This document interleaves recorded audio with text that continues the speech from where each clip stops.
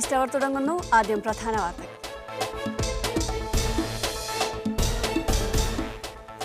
എണ്ണ വിപണിയിലെ അസ്ഥിരത അവസാനിപ്പിക്കാൻ ദോഹയിൽ വിളിച്ചു ചേർത്ത ഉൽപാദക രാജ്യങ്ങളുടെ യോഗം തീരുമാനമാകാതെ പിരിഞ്ഞു. അനിശ്ചിതത്വം അവസാന നിമിഷം ഇറാൻ പിന്മാറിയതോടെ. സൗദി ജുബൈലിൽ തീപിടുത്തത്തിൽ മരിച്ചവരുടെ മൃതദേഹങ്ങൾ നാട്ടിലെത്തിക്കാനുള്ള നടപടി തുടങ്ങി. വിശദ അന്വേഷണത്തിന് റോയൽ കമ്മീഷൻ ഉത്തരവ്. ഞെട്ടൽ മാറാതെ പ്രവാസ ലോകം. അർബുദം നേരത്തെ കണ്ടെത്താനുള്ള പദ്ധതിയുമായി UAE. നഴ്സിംഗ് മേഖലയിലേക്ക് കൂടുതൽ സ്വദേശികളെ ആകർഷിക്കാനുള്ള പദ്ധതിയും മന്ത്രിസഭായോഗം വിലയിരുത്തി. പദ്ധതി ലോകത്തെ ഏറ്റവും മികച്ച ചികിത്സാ സൗകര്യം ലഭ്യമാക്കാൻ. പശ്ചിമേഷ്യ പൂർണ്ണമായും ആണവമുക്തമാക്കണമെന്ന് കുവൈത്ത് ഐക്യരാഷ്ട്രസഭയിൽ. ഇസ്രായേലിന്റെ കൈവശം കൂട്ടനശീകരണായുധങ്ങൾ ഉണ്ടായിരിക്കെ പശ്ചിമേഷ്യ ആണവമുക്തമെന്ന് പറയാനാകില്ല. ഇസ്രായേൽ UN കരാറുകൾ കാറ്റിൽ പറത്തുകയാണെന്നും കുവൈത്ത്. ഇക്വഡോറിലുണ്ടായ ഭൂകമ്പത്തിൽ മരിച്ചവരുടെ എണ്ണം 233ആയി. 500-ലധികം പേർക്ക് പരിക്ക്. 6 പ്രവിശ്യകളിൽ അടിയന്തരാവസ്ഥ. മേഖലയിൽ സുനാമി മുന്നറിയിപ്പ്. പശ്ചിമേഷ്യ പൂർണ്ണമായും ആണവമുക്തമാക്കണമെന്ന് ഐക്യരാഷ്ട്രസഭയിൽ കുവൈത്ത്. ഇസ്രായേലിന്റെ കൈവശം കൂട്ടനശീകരണായുധങ്ങൾ ഉണ്ടായിരിക്കെ പശ്ചിമേഷ്യ ആണവമുക്തമാക്കണമെന്ന് പറയാനാകില്ലെന്നും ഇസ്രായേൽ UN കരാറുകൾ കാറ്റിൽ പറത്തുകയാണെന്നും കുവൈത്ത് ആരോപിച്ചു. UN ദൗത്യസംഘത്തിലെ കുവൈത്ത് പ്രതിനിധി അബ്ദുല്ലസീസ് അൽ ഉമാഷാണ് ആണവ നിർവ്യാപനവുമായി ബന്ധപ്പെട്ട സമ്മേളനത്തിൽ ഇസ്രായേലിനെതിരെ രൂക്ഷ വിമർശനമുന്നയിച്ചത്. ആണവ നിർമ്മാർജ്ജനവുമായി ബന്ധപ്പെട്ട് നിരവധി കരാറുകൾ UN തലത്തിലുണ്ടായിട്ടും അതെല്ലാം കാറ്റിൽ പറത്തുകയാണ് ഇസ്രായേൽ ചെയ്യുന്നത്. ഇസ്രായേലിന്റെ കൈവശം കൂട്ടനശീകരണായുധങ്ങൾ ഉണ്ടായിരിക്കെ പശ്ചിമേഷ്യ ആണവമുക്തമാണെന്ന് പറയാൻ സാധിക്കില്ല. ലോകത്തിന്റെ ആവശ്യത്തിന് ചെവികൊടുക്കാതെ മുന്നോട്ടു പോകുന്ന ജൂതരാഷ്ട്രത്തെ ആണവമുക്തമാക്കാനുള്ള നടപടികളാണ് ഉണ്ടാവേണ്ടത്. കുവൈത്ത് ഉൾപ്പെടെ ഗൾഫ് രാഷ്ട്രങ്ങളും മറ്റ് അറബ് രാജ്യങ്ങളും ആണവായുധമുക്തമായി തുടരുകയും മേഖലയിലെ ഒരു രാജ്യം മാത്രം അത് കൈവശം വച്ചിരിക്കുകയും ചെയ്യുന്നത് എന്നും ഭീഷണിയാണെന്നും അബ്ദുല്ലസീസ് അൽ ഉമാഷ് കൂട്ടിച്ചേർത്തു. Media 1 Kuwait city. IS ചാവേർ ആക്രമണത്തിൽ കേടുപാടുകൾ സംഭവിച്ച കുവൈത്തിലെ ഇമാം ജാഫർ സാദിഖ് മസ്ജിദ് റമളാനിൽ ആരാധകർക്കായി തുറന്നുകൊടുക്കും. പള്ളി പുനരുദ്ധാരണ പ്രവൃത്തികൾ അവസാന ഘട്ടത്തിലാണെന്ന് പൊതുമരാമത്ത് മന്ത്രാലയം അറിയിച്ചു. നവീകരണ പ്രവർത്തനങ്ങളുടെ പുരോഗതി വിലയിരുത്തുന്നതിനായി കഴിഞ്ഞ ദിവസം സവാബിറിലെ ഇമാം ജാഫർ സാദിഖ് പള്ളിയിൽ സന്ദർശനം നടത്തിയ പൊതുമരാമത്ത് അണ്ടർ സെക്രട്ടറി മുഹമ്മദ് ബിൻ നക്കിയാണ് ഇക്കാര്യം അറിയിച്ചത്. അമീർ ഷെയ്ഖ് സബാൽ അഹമ്മദ് അൽ ജാബിർ അൽ സബാഹിന്റെ പ്രത്യേക നിർദ്ദേശപ്രകാരമാണ് കുറഞ്ഞ സമയത്തിനുള്ളിൽ തന്നെ അറ്റകുറ്റപ്പണികൾ തീർക്കാൻ പൊതുമരാമത്ത് മന്ത്രാലയം പദ്ധതി ഏറ്റെടുത്തത്. രാവിലെയും വൈകുന്നേരവും 2 ഷിഫ്റ്റുകളിലായി പുനരുദ്ധാരണ പ്രവൃത്തികൾ പുരോഗമിക്കുകയാണെന്നും ഉദ്ദേശിച്ച സമയത്തിനുള്ളിൽ തന്നെ പണിതീർത്ത് റമദാനിൽ വിശ്വാസികൾക്ക് തുറന്നുകൊടുക്കാനാകുമെന്നും അണ്ടർ സെക്രട്ടറി പറഞ്ഞു. പള്ളിയിലെ വൈദ്യുതീകരണ ജോലികളും ശബ്ദ സംവിധാനവും പ്രവർത്തനക്ഷമമായിട്ടുണ്ട്. കഴിഞ്ഞ റമദാനിലാണ് ഷിയ വിഭാഗത്തിന്റെ രാജ്യത്തെ ഏറ്റവും വലിയ ആരാധനാലയമായ ഇമാം സാദിഖ് പള്ളിയിൽ ചാവേർ സ്ഫോടനം നടന്നത്. IS നടത്തിയ ആക്രമണത്തിൽ ചാവേർ ഉൾപ്പെടെ 27 പേർ മരിക്കുകയും 227 പേർക്ക് പരിക്കേൽക്കുകയും ചെയ്തിരുന്നു. Media 1 Kuwait city. ബഹ്റൈനിൽ ബോംബാക്രമണത്തിൽ പോലീസുകാരൻ കൊല്ലപ്പെട്ടു. കർബാബാദ് എന്ന പ്രദേശത്ത് സുരക്ഷാ പട്രോളിംഗ് നടത്തവെ പോലീസ് സംഘത്തിന് നേരെ അജ്ഞാതരായ സംഘം ആക്രമണം നടത്തുകയായിരുന്നു. 2 പേർക്ക് ഗുരുതരമായി പരിക്കേറ്റു. കുവൈത്തിൽ അടുത്തയാഴ്ച മുതൽ പോലീസ് വാഹനങ്ങളുടെ നിറം മാറുന്നു. ലോകത്തിലെ തന്നെ ഏറ്റവും മികച്ച സാങ്കേതിക സംവിധാനങ്ങളോടെയാണ് ആഭ്യന്തര മന്ത്രാലയം പുതിയ പെട്രോളിംഗ് വാഹനങ്ങൾ നിരത്തിലിറക്കുന്നത്. മന്ത്രാലയം പബ്ലിക് റിലേഷൻ വിഭാഗമാണ് ഇക്കാര്യം അറിയിച്ചത്. കറുപ്പ് നിറത്തിൽ മഞ്ഞവരകൾ ചേർത്ത് മനോഹരമാക്കിയ റെസ്ക്യൂ പട്രോളിംഗ് കാറുകൾ, വെളുത്ത പശ്ചാത്തലത്തിൽ മഞ്ഞയും നീലയും സ്ട്രിപ്പുകളോടുകൂടിയ ട്രാഫിക് കാറുകൾ, വെളുപ്പും ചാരനിറവും ചേർന്ന പൊതുസുരക്ഷാ വാഹനങ്ങൾ, ഇളം ചാരനിറത്തിൽ തവിട്ടുവരകളുമായി അമനുൽ മുനാഫിദ്, ഇങ്ങനെ നീളുന്നു പോലീസ് വാഹനങ്ങളിലെ നിറംമാറ്റം. പൊതുസുരക്ഷാ വിഭാഗത്തിലേക്ക് ആവശ്യമായ പുതിയ 271 വാഹനങ്ങൾ അടുത്ത ആഴ്ചയോടെ ഏറ്റുവാങ്ങുമെന്ന് ആഭ്യന്തര മന്ത്രാലയം വാഹന വിഭാഗ മേധാവി കേണൽ മിഷാൽ ഇബ്രാഹിം ഷഹബാൻ പറഞ്ഞു.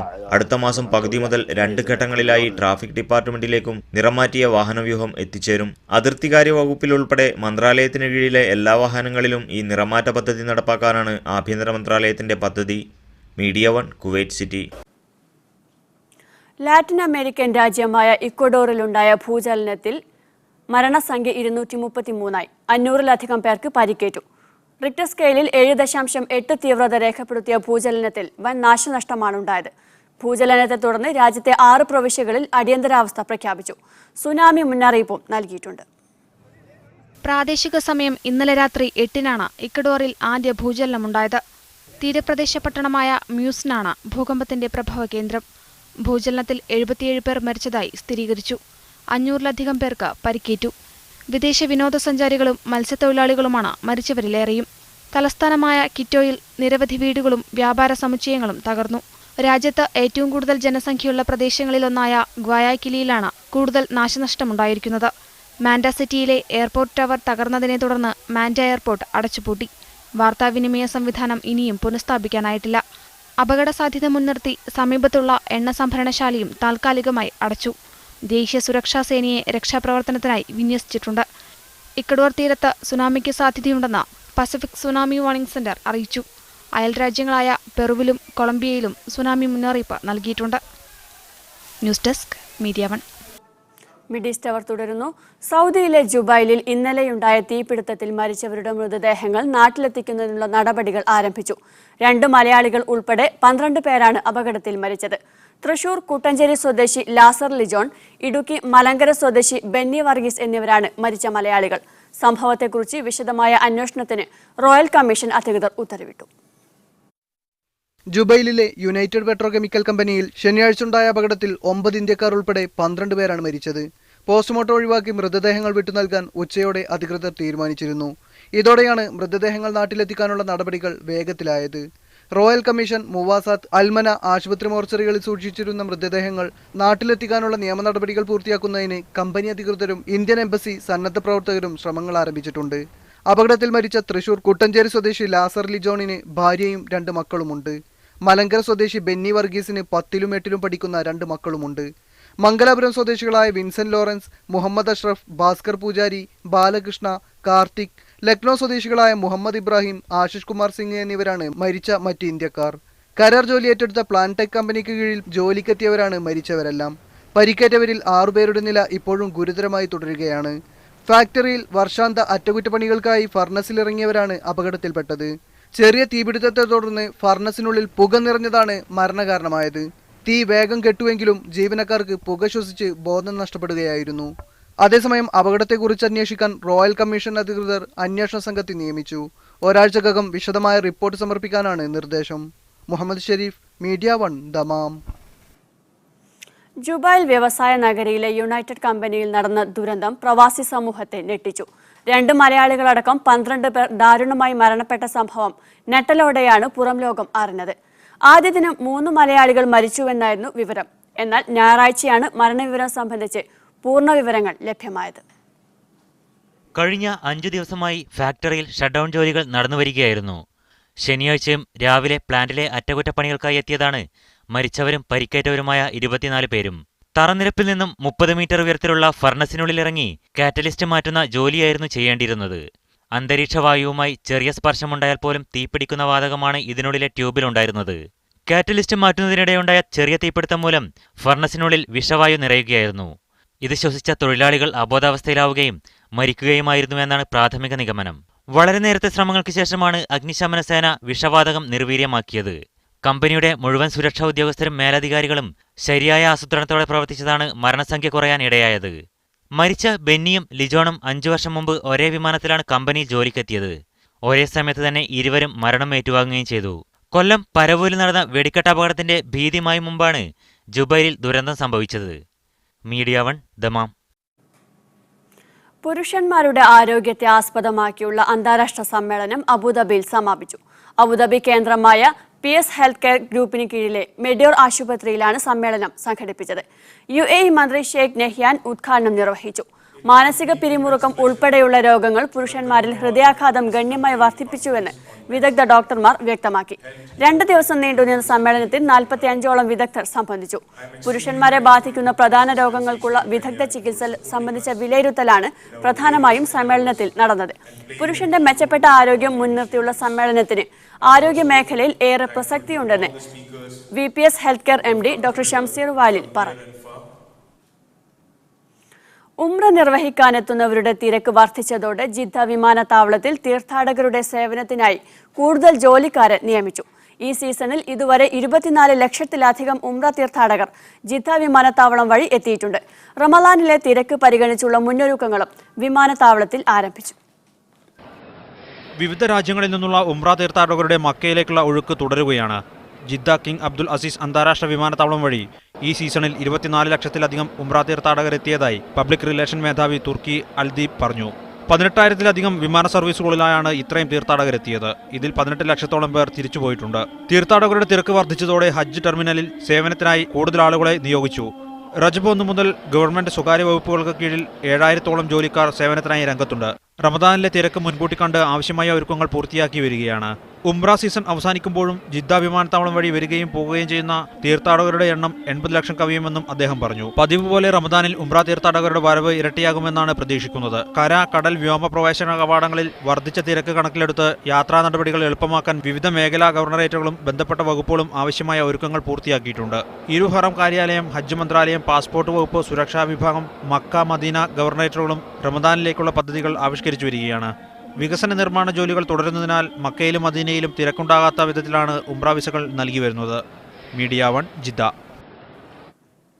വർക്ക്ഷോപ്പുകൾ, ഓഫീസുകൾ, മറ്റ് വാണിജ്യ സ്ഥാപനങ്ങൾ എന്നിവിടങ്ങളിൽ താമസിക്കുന്നവർക്കെതിരെ കർശന നടപടി സ്വീകരിക്കുമെന്ന് അബുദാബി മുനിസിപ്പാലിറ്റി മുന്നറിയിപ്പ് നൽകി. വാണിജ്യ, വ്യവസായ, തൊഴിൽ സ്ഥാപനങ്ങളിൽ താമസിക്കുന്നത് കുറ്റകരമാണെന്നും ജീവനക്കാരുടെ താമസത്തിനായി ഇത്തരം സൗകര്യങ്ങൾ ഉപയോഗപ്പെടുത്താതിരിക്കാൻ ഉടമകൾ ശ്രദ്ധിക്കണമെന്നും മുനിസിപ്പാലിറ്റി അധികൃതർ വ്യക്തമാക്കി. ചെറുകിട വ്യാപാര സ്ഥാപനങ്ങളിലെ ജീവനക്കാരും മാനേജർമാരും വർക്ക്ഷോപ്പുകളിലും ഓഫീസ് മുറികളിലും മറ്റും താമസിക്കുന്നത് ശ്രദ്ധയിൽപ്പെട്ട സാഹചര്യത്തിലാണ് അധികൃതർ മുന്നറിയിപ്പ് നൽകിയത്.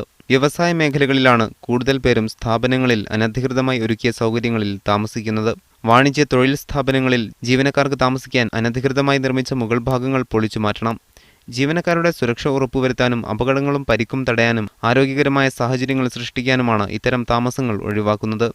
തൊഴിലിടങ്ങളിൽ തന്നെയുള്ള താമസം കണ്ടെത്തുന്നതിന്റെ ഭാഗമായി അൽവത്ബ മുനിസിപ്പൽ സെന്ററിന്റെ പരിധിയിലുള്ള പ്രദേശങ്ങളിൽ അധികൃതർ പരിശോധന നടത്തിയിരുന്നു.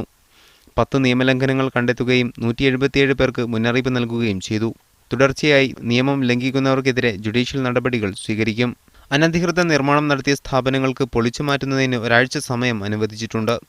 News desk media 1. ഈ വർഷത്തെ ദുബായ് സാംസ്കാരിക വ്യക്തിത്വത്തിനുള്ള ഷെയ്ഖ് സായിദ് അവാർഡിന് ലബനീസ് നോവലിസ്റ്റ് അമീൻ മലൂഫ് അർഹനായി. നോവലിസ്റ്റ് എന്ന നിലയിൽ നൽകിയ സംഭാവനകൾ കണക്കിലെടുത്താണ് പുരസ്കാരം നൽകുന്നതെന്ന് Sheikh Zayed book awards trustees board അറിയിച്ചു. പാചകം ചെയ്യുന്നതിനിടെ ഗ്യാസ് സിലിണ്ടർ പൊട്ടിത്തെറിച്ച് ഇന്ത്യക്കാരൻ ബഹ്റൈനിൽ മരിച്ചു. തമിഴ്നാട് തിരുച്ചിറപ്പള്ളി സ്വദേശി ശിവനാഥനാണ് മരിച്ചത്. ശരീരത്തിലും മുഖത്തും ഗുരുതരമായി പരിക്കേറ്റ നിലയിൽ ഇദ്ദേഹം 10 ദിവസമായി ആശുപത്രിയിൽ ചികിത്സയിലായിരുന്നു. പ്രവാസികളുടെ അവകാശങ്ങൾക്കായി നിയമ പോരാട്ടം നടത്തുന്ന തൃശൂർ ബ്രഹ്മകുളം സ്വദേശി ഖമറുദ്ദീന്റെ വോട്ട് ഇക്കുറി നോട്ടയ്ക്കാണ്. രാഷ്ട്രീയക്കാരുടെ പിടിപ്പുകേടിന് മറുപടി നൽകാൻ നോട്ടയ്ക്കൊരു വോട്ട് എന്ന മുദ്രാവാക്യം പ്രചരിപ്പിക്കുകയാണ് ഗൾഫിലുള്ള ഖമറുക്ക. 37 വർഷമായി ദുബൈയിൽ ജോലി ചെയ്യുന്ന തൃശൂർക്കാരൻ ഖമറുക്ക ചില്ലറക്കാരനല്ല. പ്രവാസികൾക്ക് വോട്ട്, പെൻഷൻ, നിയമനിർമ്മാണ സഭകളിൽ സംവരണം തുടങ്ങി 50 ആവശ്യങ്ങളുമായി കോടതി കയറിയ പോരാളിയാണ്. പ്രവാസികളോടുള്ള അവഗണനയ്ക്ക് മാത്രമല്ല, രാഷ്ട്രീയ നേതൃത്വത്തിന്റെ മുഴുവൻ പിടിപ്പുകേടുകൾക്കും നോട്ടയിൽ വോട്ട് ചെയ്ത് പ്രതിഷേധിക്കണമെന്നാണ് ഖമറുദ്ദീന്റെ നിലപാട്. ഏറ്റവും ചുരുക്കം നമ്മളൊന്ന് പ്രതിഷേധിക്കെങ്കിലും ചെയ്യണം. മാന്യമായിട്ടും ജനാധിപത്യപരമായിട്ടും നമുക്ക് അനുവദിച്ചിട്ടുള്ള ഈ നോട്ട ഇതിനേക്കാളൊക്കെ വലിയ ആറ്റം ബോംബാണ്. അതിൻ്റെ ഗൗരവം ജനങ്ങൾക്ക് മനസ്സിലാക്കി. കാരണം മനസ്സിലാക്കി തരുന്ന രാഷ്ട്രീയക്കാരും മുഴുവൻ മൗനത്തിലാണ്. ചുരുങ്ങിയത് പ്രവാസികളുടെ കുടുംബങ്ങളെങ്കിലും നോട്ടയ്ക്ക് വോട്ട് ചെയ്താൽ രാഷ്ട്രീയ രംഗത്ത് വലിയ മാറ്റങ്ങൾ ഉണ്ടാക്കാനാകും. ഒരു മണ്ഡലത്തിൽ ഇപ്പോൾ ഒരു ഉദാഹരണം പറയാം, 100 വോട്ടുണ്ട്. 75 വോട്ട് നോട്ടയ്ക്ക് പിടിക്കാൻ കേരളത്തിൽ ഒരു ബുദ്ധിമുട്ടുമില്ല.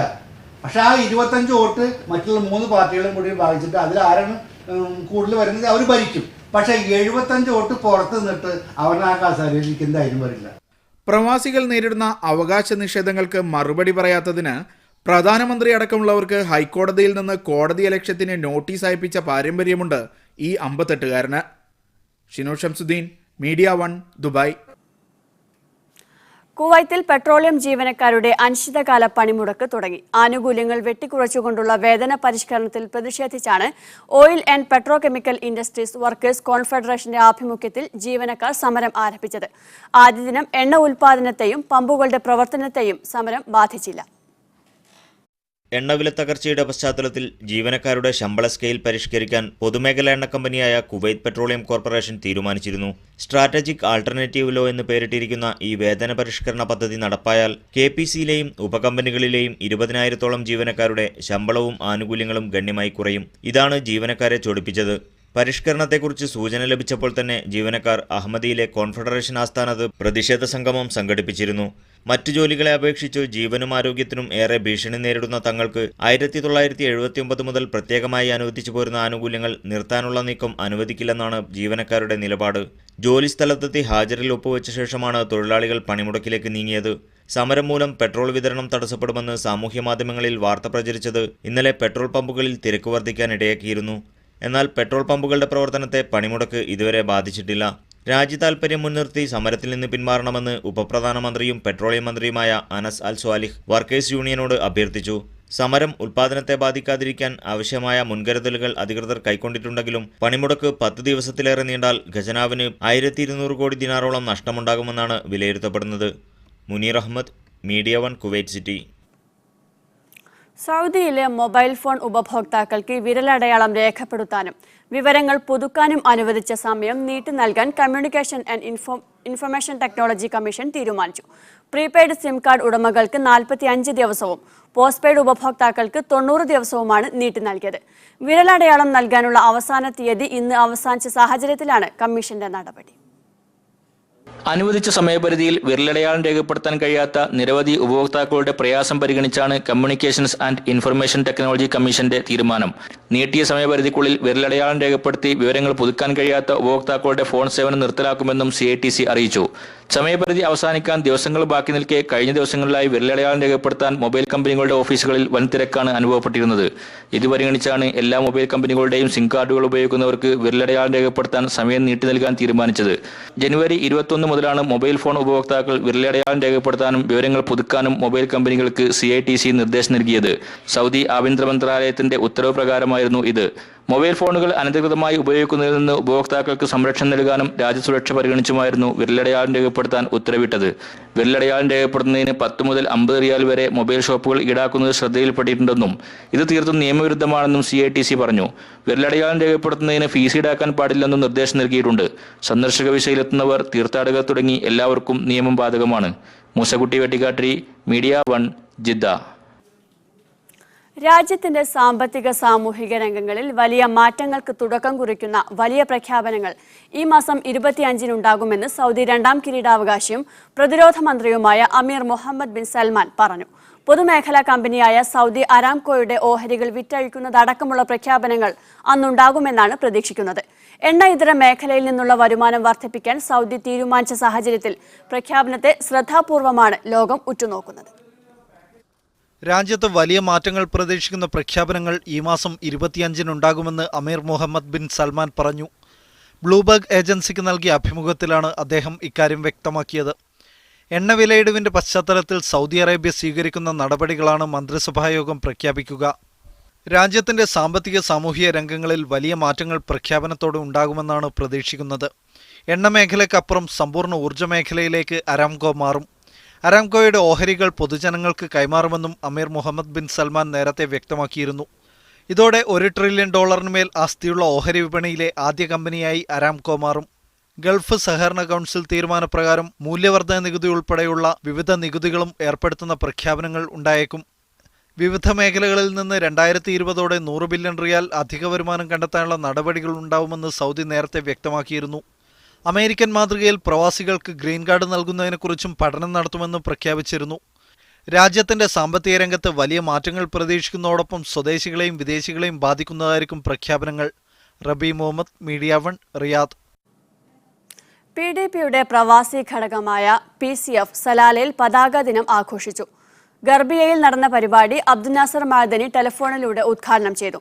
റസാഖ് ചാലിശ്ശേരി അധ്യക്ഷത വഹിച്ച പരിപാടിയിൽ ഉസ്മാൻ വാടാനപ്പള്ളി മുഖ്യപ്രഭാഷണം നടത്തി.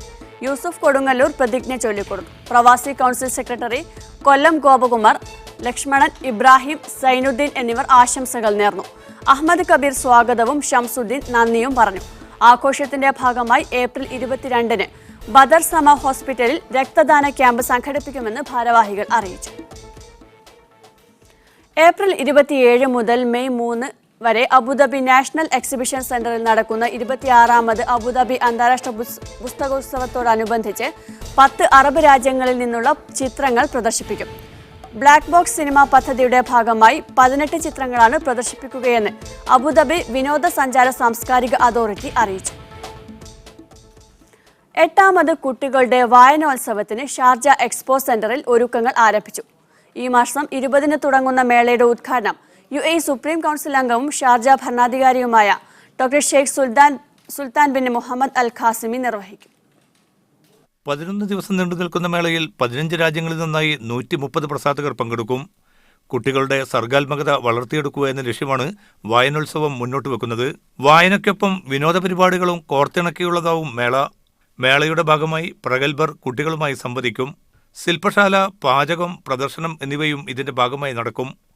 56 രാജ്യങ്ങളിൽ നിന്നുള്ള 1083 പ്രൊഫഷണൽ ചിത്രകാരന്മാരുടെ സാന്നിധ്യം മേളയുടെ ഏറ്റവും വലിയ പ്രത്യേകതയാണ്. UAEയിൽ നിന്നുള്ള 55 പ്രസാധകരാണ് ഇത്തവണ മേളയുടെ ഭാഗമാകുന്നത്. നിരവധി പ്രതിഭകളും മേളയ്ക്കെത്തുന്നുണ്ട്. ബ്രിട്ടീഷ് നോവലിസ്റ്റുകളായ Maryam Moss, Angela Mac Allister, American നോവലിസ്റ്റുകളായ Alison Maggie, Tom McNeil, Philippines പ്രതിഭ കാൻഗോർലെ എന്നിവരും ഇവരിൽ ഉൾപ്പെടും. Media 1 Sharjah. സ്വർണ്ണ വജ്രാഭരണങ്ങളുടെ വിപുലമായ ഉത്സവ ശേഖരവുമായി മലബാർ ഗോൾഡ് ആൻഡ് ഡയമണ്ട്സ് രംഗത്ത്. ലോകോത്തര ആഭരണ നിർമ്മാതാക്കളുടെ പുതിയ ശേഖരങ്ങളുടെ പ്രദർശന മേളയിലാണ് നവീന ഡിസൈനുകൾ പ്രദർശിപ്പിച്ചത്. ദുബൈ വേൾഡ് ട്രേഡ് സെന്ററിൽ നടക്കുന്ന വിജൻസ ഒറോ ദുബൈ ഷോയുടെ ഭാഗമായാണ് മലബാർ ജ്വല്ലറി ഏറ്റവും പുതിയ ആഭരണ ശേഖരം പ്രദർശിപ്പിച്ചത്. ആഗോളതലത്തിലെ ജ്വല്ലറി വ്യാപാര രംഗത്തെ പ്രമുഖ സ്ഥാപനങ്ങളും ബ്രാൻഡുകളും അണിനിരക്കുന്ന മേള കൂടിയാണിത്. ഇറ്റലിയിലെ ഫിയറ ഡി വിജൻസായും ദുബൈ വേൾഡ് ട്രേഡ് സെന്ററുമാണ് മേളയുടെ സംഘാടകർ. മേളയിൽ ഉത്സവ സീസൺ ആഭരണ ശേഖരം അവതരിപ്പിക്കാൻ സാധിച്ചതിൽ ഏറെ സന്തോഷമുണ്ടെന്ന് Malabar gold and diamond international operations managing director Shamlal Ahmed പറഞ്ഞു. വിജൻസ ഓറോ ദുബായ് ഒരു ഇന്റർനാഷണൽ ട്രേഡ് ഫെയർ ആണ്. ഇറ്റലിയിലെ മേജർ മാനുഫാക്ചേഴ്സും തുർക്കി, ചൈന, ഫാർ ഈസ്റ്റ് എന്നിവിടങ്ങളിൽ നിന്നുള്ള മേജർ മാനുഫാക്ചേഴ്സും മിഡിൽ ഈസ്റ്റിലെയും സൗത്ത് ഈസ്റ്റ് ഏഷ്യയിലെയും മൊത്തം റീറ്റെയിലേഴ്സും ഈ റീജിയണിലെ ഡിസൈനേഴ്സും എല്ലാവരും പങ്കെടുക്കുന്ന ഒരു വലിയൊരു ട്രേഡ് ഷോ ആണ്. നവീന ആഭരണ ശേഖരം ഗൾഫിലെ മലബാർ ഗോൾഡ് ആൻഡ് ഡയമണ്ട് ഷോറൂമുകളിൽ ലഭ്യമാണെന്നും അദ്ദേഹം അറിയിച്ചു. തുകയുടെ 10% മുൻകൂറായി നൽകി ഉപഭോക്താക്കൾക്ക് ആഭരണങ്ങൾ ബുക്ക് ചെയ്യാനും സൗകര്യമൊരുക്കിയിട്ടുണ്ട്. അതിനിടെ മലബാർ ജ്വല്ലറി ഗ്രൂപ്പിന്റെ കൂടുതൽ ശാഖകൾ ഉടൻ തന്നെ ആരംഭിക്കുമെന്നും ബന്ധപ്പെട്ടവർ അറിയിച്ചു. Media 1 Dubai. ഒമാനിലെ പ്രവാസി സംഘടനയായ ഇബ്രയുടെ സഹകരണത്തോടെ ഇന്ത്യൻ എംബസി ഓപ്പൺ ഫോറം സംഘടിപ്പിക്കുന്നു. ഈ മാസം 22-ന് വൈകുന്നേരം 3:30 മുതൽ 6:30 വരെ ഇബ്ര ഇന്ത്യൻ സ്കൂളിലാണ് പരിപാടി. ഒമാനിൽ ജോലി ചെയ്യുന്ന ഇന്ത്യക്കാർ നേരിടുന്ന പ്രശ്നങ്ങൾ നേരിട്ട് മനസ്സിലാക്കുന്നതിനും സാധ്യമായ പരിഹാരങ്ങൾ നിർദ്ദേശിക്കുന്നതിനുമായി ഒമാനിലെ വിവിധ പ്രദേശങ്ങളിൽ ഇന്ത്യൻ എംബസി നടത്തിവരുന്ന പരിപാടികളുടെ ഭാഗമായാണ് ഓപ്പൺ ഫോറം സംഘടിപ്പിക്കുന്നത്. പൂരലഹരിയിൽ തൃശൂർ.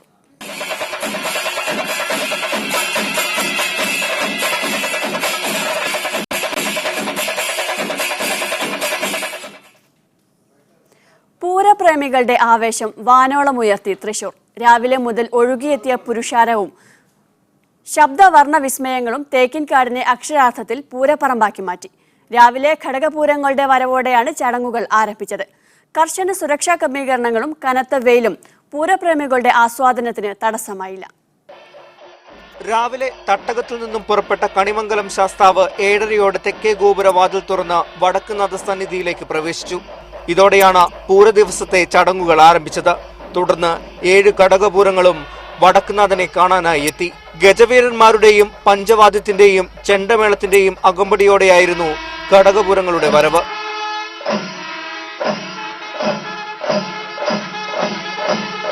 ഉച്ചയോടെ തിരുവമ്പാടി വിഭാഗത്തിന്റെ മടത്തിൽ വരവും പാറമേക്കാവിന്റെ എഴുന്നള്ളത്തും നടന്നു. ഇതിനുശേഷമായിരുന്നു പെരുവനത്തിന്റെ നേതൃത്വത്തിൽ ഇലഞ്ഞിത്തറ മേളം.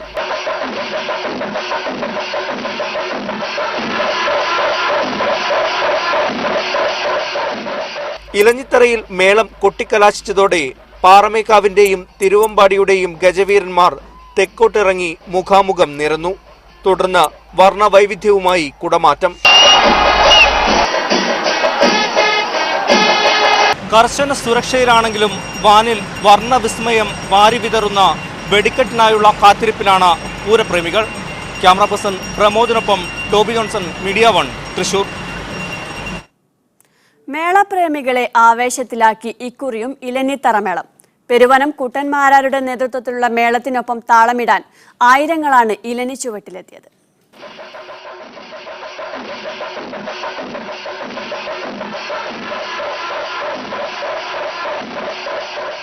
പെരുവനം കുട്ടന്മാരാർ ആദ്യ താളമിട്ടതോടെ ഇലഞ്ഞിത്തറ മേളത്തിന് തുടക്കമായി.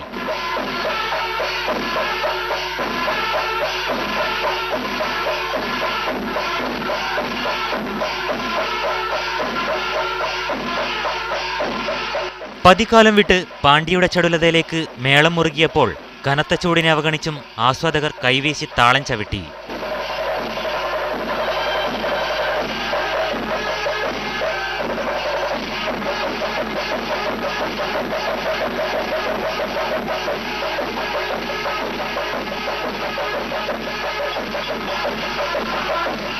രണ്ട് മണിക്കൂർ നീണ്ട ഇലഞ്ഞിത്തറ മേളത്തിൽ പെരുവനത്തോടൊപ്പം 200ഓളം കലാകാരന്മാരാണ് കൊട്ടിക്കയറിയത്.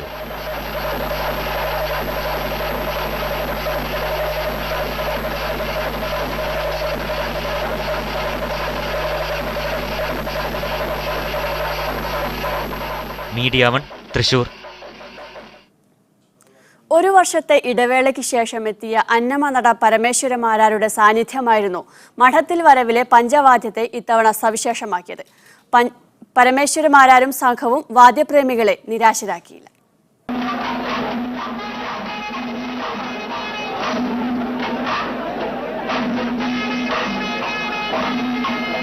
പഞ്ചവാദ്യത്തിലെ അന്നമനട പെരുമ മഠത്തിൽ വരവിൽ മുഴുകി.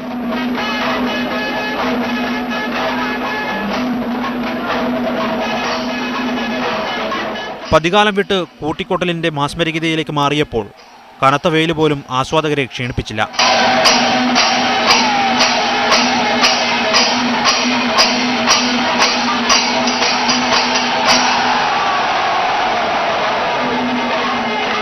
ബ്രഹ്മസം മഠം മുതൽ നടുവിലാൽ വരെ ആയിരങ്ങൾ മഠത്തിൽ വരവിനൊപ്പം താളമിട്ടു.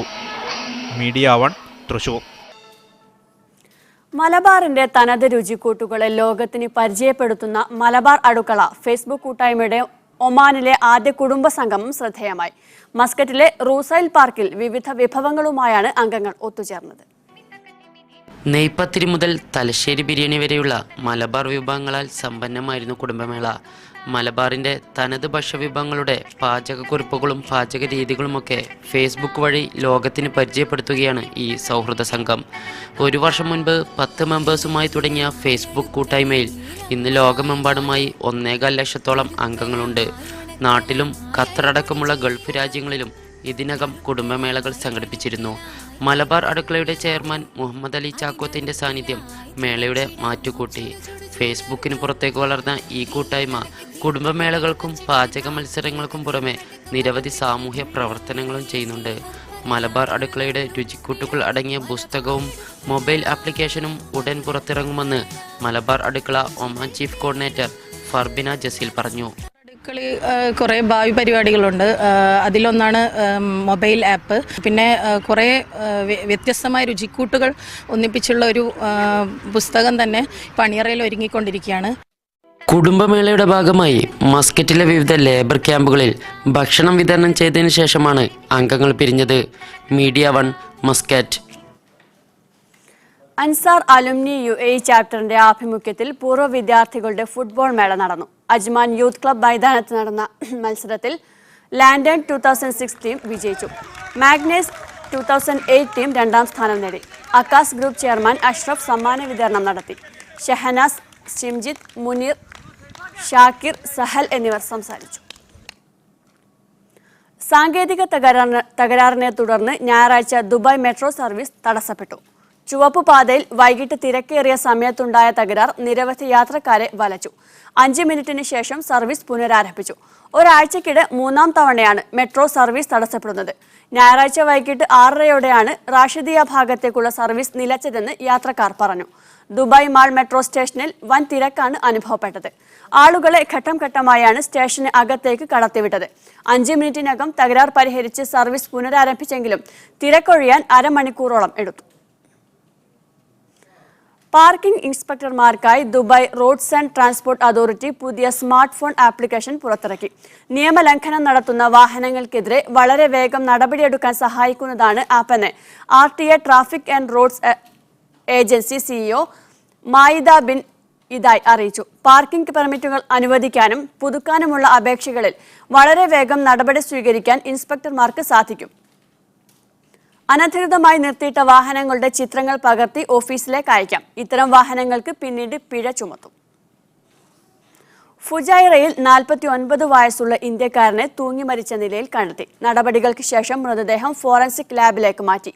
സംഭവത്തിന് പിന്നിൽ ദുരൂഹതകളുണ്ടോ എന്ന് പോലീസ് അന്വേഷിക്കുന്നുണ്ട്. മലബാർ ഗോൾഡൻ ഡയമണ്ട്സിന്റെ ഒമാനിലെ 10ാമത്തെ ഷോറൂമിന്റെ ഉദ്ഘാടനം ബോളിവുഡ് നടി കരീന കപൂർ നിർവഹിച്ചു. മസ്കറ്റിലെ റൂവിയിലാണ് പുതിയ ഷോറൂം തുറന്നത്. റൂവി ഹൈസ്ട്രീറ്റിൽ പോലീസ് സ്റ്റേഷൻ എതിർവശത്ത് ഉപഭോക്താക്കൾക്കേറെ സൗകര്യപ്രദമായ കെട്ടിടത്തിലാണ് മലബാർ ഗോൾഡിന്റെ പുതിയ ഷോറൂം ഒരുക്കിയിരിക്കുന്നത്. ബോളിവുഡ് നടി കരീന കപൂറാണ് ഷോറൂം ഉദ്ഘാടനം ചെയ്തത്. 10,000-കണക്കിന് ആളുകൾ ഷോറൂം ഉദ്ഘാടനത്തിന് സാക്ഷിയാകുന്നതിനും പ്രിയതാരത്തെ കാണുന്നതിനുമായി എത്തിയിരുന്നു. ഉദ്ഘാടനത്തിന് മുന്നോടിയായി ഹോട്ടൽ ക്രൗൺ പ്ലാസയിൽ നടന്ന ചടങ്ങിൽ മലബാർ ഗോൾഡിന്റെ തെരഞ്ഞെടുക്കപ്പെട്ട ഉപഭോക്താക്കളുമായി കരീന കപൂർ സംവദിച്ചു. ഉദ്ഘാടനാനുകൂല്യമായി 500 റിയാലിന് വജ്രാഭരണം വാങ്ങുന്നവർക്ക് 1 ഗ്രാം സ്വർണ്ണ നാണയവും 300 റിയാലിന്റെ സ്വർണ്ണാഭരണം വാങ്ങുന്നവർക്ക് 1 സ്വർണ്ണ നാണയവും സമ്മാനമായി ലഭിക്കും. Malabar golden diamonds Oman director കാമിസ്ഥാനി Al Mandhari, Malabar group chairman MP Ahmed, group executive director KP Abdussalam, Malabar golden diamonds international operations managing director Shamlal Ahmed തുടങ്ങിയവർ ഉദ്ഘാടന ചടങ്ങിൽ സംബന്ധിച്ചു. ഒമാനിൽ 2 ഷോറൂമുകൾ കൂടി തുറക്കാൻ മലബാർ ഗോൾഡൻ ഡയമണ്ട്സിന് പദ്ധതിയുണ്ടെന്നും മാനേജ്മെന്റ് പ്രതിനിധികൾ അറിയിച്ചു. Media 1 Oman. പൂർണ്ണമാവുന്നു.